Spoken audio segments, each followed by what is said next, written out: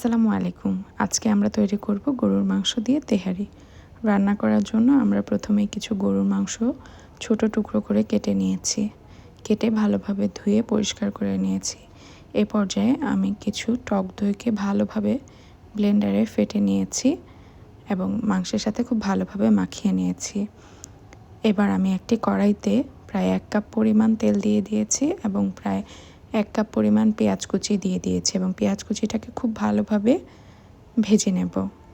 এ পর্যায়ে আমরা কিছু দারচিনি, এলাচ, লং এবং তেজপাতা দিয়ে দিব।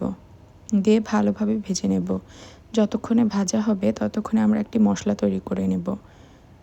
প্রায় 1.5 চা চামচ পরিমাণ আদা রসুনের পেস্ট, পরিমাণ মতো লবণ, 1 চা চামচের মতো জিরার গুঁড়া, 1 চা চামচের মতো ধনিয়ার গুঁড়া, 1 চা চামচের থেকে একটু কম মরিচের গুঁড়া এবং 1/2 চা চামচের মতো দারচিনি এলাচের গুঁড়া। এবার আমি দিয়ে দেব রাঁধুনি রেডিমিক্স তেহারি মশলা প্রায় 1/2 প্যাকেট। দিয়ে মশলাটাকে অল্প একটু লিকুইড মিল্ক দিয়ে ভালোভাবে পেস্ট করে নেব। এ পর্যায়ে আমরা যখনই পেঁয়াজটা ভাজা হয়ে যাবে এই মশলাটাকে দিয়ে দেব এবং দিয়ে খুব ভালোভাবে ভেজে নেব। যখন ভেজে নেওয়া শেষ হবে আমরা প্রায় 1/2 কাপ পরিমাণ পানি দিয়ে মশলাটাকে খুব ভালোভাবে কষিয়ে নেব। মশলাটাতে যখন দেখব তেল উপরে ভেসে উঠেছে তখন আগে থেকে টক দই দিয়ে মাখিয়ে রাখা গরুর মাংসটাকে দিয়ে দিব। গরুর মাংস দিয়ে খুব ভালোভাবে আমরা মাংসটাকে ঢেকে কষিয়ে নেব। আমি কষানোর জন্য কোনো এক্সট্রা পানি ব্যবহার করব না। মাংস থেকে অনেক পানিও উঠে আসবে।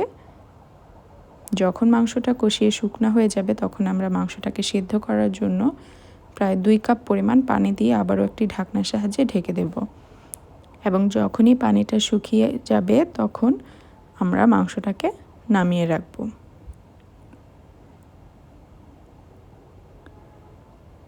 এ পর্যায়ে আমরা একটি হাঁড়িতে প্রায় 2 টেবিল চামচের মতো ঘি দিয়ে দেব এবং আমি এখানে 2 কাপ পরিমাণ চাল নিয়েছি। চালটাকে ভালোভাবে ধুয়ে পরিষ্কার করে নিয়ে পানি ঝরিয়ে আমরা সেই ঘিয়ের মধ্যে দিয়ে দেব এবং চালটাকে খুব ভালোভাবে ভেজে নেব।